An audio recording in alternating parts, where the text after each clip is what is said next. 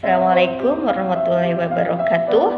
Nama saya Hernawati dari Prodi PAUD semester 2. Saya akan menanggapi tugas UTS pengantar studi Al-Quran, yaitu ketika satu ayat memiliki mukjizat di tangan Rasulullah, apakah ayat tersebut memiliki mukjizat saat ada di tengah umatnya? Jawaban saya mungkin saja bisa terjadi jika Allah berkehendak. Innallaha ala kulli syai'in qadir. Sesungguhnya Allah berkuasa terhadap segala sesuatu. Dan jika yang dimaksud adalah mukjizat secara indrawi atau sesuatu yang terjadi untuk menunjukkan kekuasaan Allah yang sangat luar biasa di luar batas kemampuan manusia, seperti ketika Nabi Muhammad dikepung oleh para kafir Quraisy dan akan dibunuh, kemudian Nabi Muhammad membacakan salah satu ayat dari surat Yasin dan Nabi Muhammad dapat keluar rumah menyelamatkan diri dengan tanpa terlihat oleh para kafir Quraisy. Nah, apakah itu mungkin terjadi pada umatnya? Jawabannya mungkin saja apabila Allah menghendaki. Dan dalam hal ini ada 4 tingkatan manusia. Apabila terjadi pada seseorang sebelum diangkat menjadi nabi hal yang sangat luar biasa di luar batas kemampuan manusia, maka itu disebut irhas.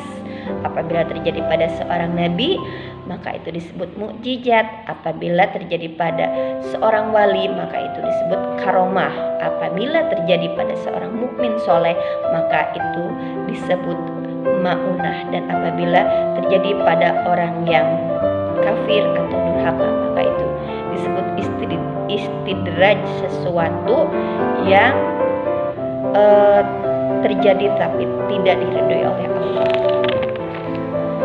Dan dari pelajaran yang saya peroleh tentang Al-Quran sebagai mukjizat dalam mata pelajaran studi pengantar Al-Quran, yaitu Al-Quran sebagai mukjizat yang berlaku untuk Nabi Muhammad dan umatnya, karena di dalamnya mengandung pedoman dan petunjuk hidup kita. Barang siapa yang memegang teguh Al-Quran, maka dia akan selamat. Dan kemudian di dalamnya mengandung pelajaran yang sangat berharga bagi kita, dan di dalamnya terdapat cerita fakta tentang masa lalu, masa sekarang, dan masa mendatang. Dan juga Al-Quran adalah sumber dari berbagai semua ilmu. Dan Nabi Muhammad SAW juga bersabda, bacalah Al-Quran karena sesungguhnya Al-Quran akan menjadi syafaat bagi para pembacanya. Nah, untuk kita semua selayaknya kita dapat selalu mencintai Al-Quran, mengamalkannya, dan selalu membacanya, agar kita kelak menjadi umat Nabi Muhammad yang mendapatkan syafaat dari Al-Quran. Sekian dari saya. Apabila ada kesalahan saya mohon maaf. Wassalamualaikum warahmatullahi wabarakatuh.